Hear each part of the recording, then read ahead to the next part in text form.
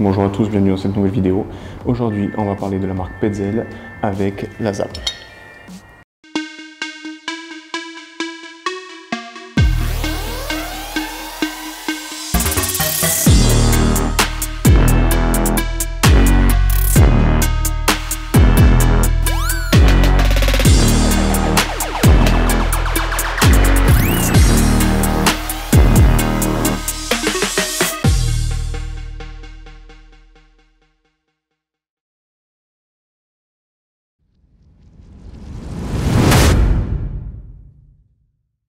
Donc la ZAP, c'est un système anti-chute mobile sur corde qui va nous protéger et nous mettre en sécurité, que l'on soit sur une évolution verticale ou horizontale.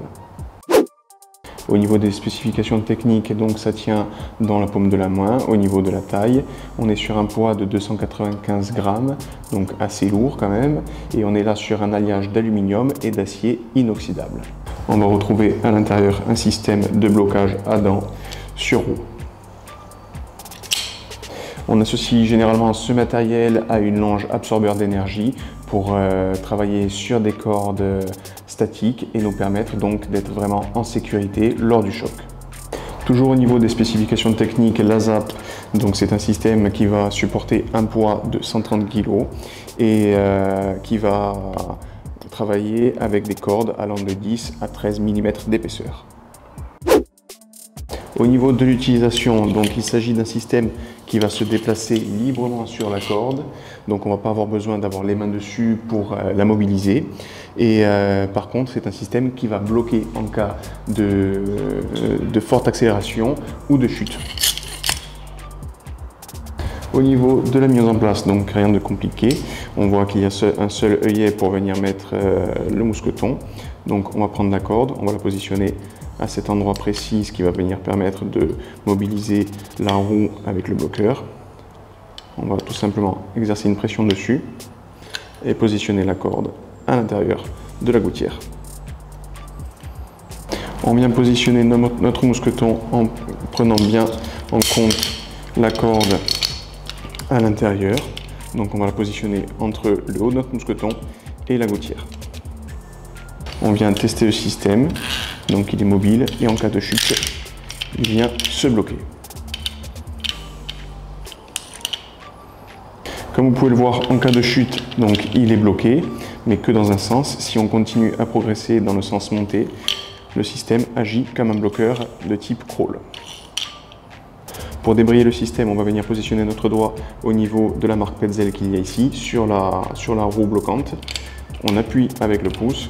On vient exercer une pression vers le haut et le système est de nouveau opérationnel et mobile. Pour le retirer, on enlève notre mousqueton. On vient exercer une pression avec la corde vers l'extérieur et rien de plus simple. Donc la ZAP, on va s'en servir dans plusieurs situations. Au niveau de son utilisation, je vais vous montrer un exemple et je vous expliquerai ensuite les autres. Donc, on va venir positionner la ZAP dans l'exemple précis où on a deux cordes, une de travail, une de sécurité. On va venir positionner la ZAP sur notre corde de sécurité. On positionne notre mousqueton. Et personnellement, si je n'ai pas une longe avec absorbeur d'énergie, je viens le fixer directement sur mon pontet. Ensuite, je vais venir positionner un mousqueton sur ma corde de travail pour m'en servir de demi-cabestan. Je vais venir positionner à cet emplacement ma longe.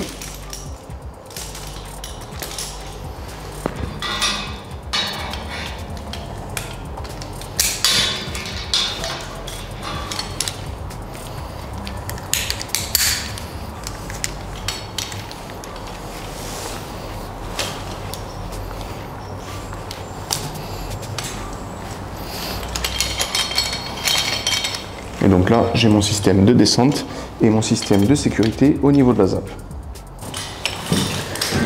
Donc je vais pouvoir gérer ma progression en laissant du mou sur mon descendeur et la ZAP va me suivre tout au long de ma progression.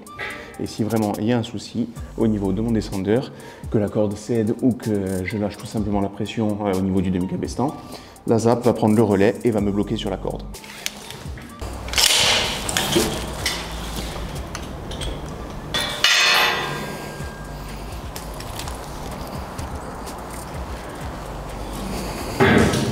Pour vous montrer un second exemple, le contre-assurage du second avec donc les 2 mousquetons et la zappe.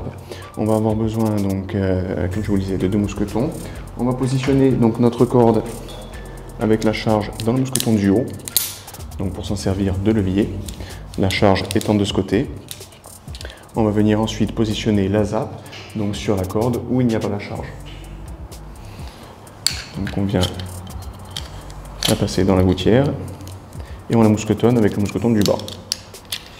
Évidemment, si on veut avoir plus de facilité de mouflage ou de libre circulation, on va positionner une poulie à ce niveau-là. Donc dans ce cas précis, on voit qu'on peut récupérer le mou facilement de notre second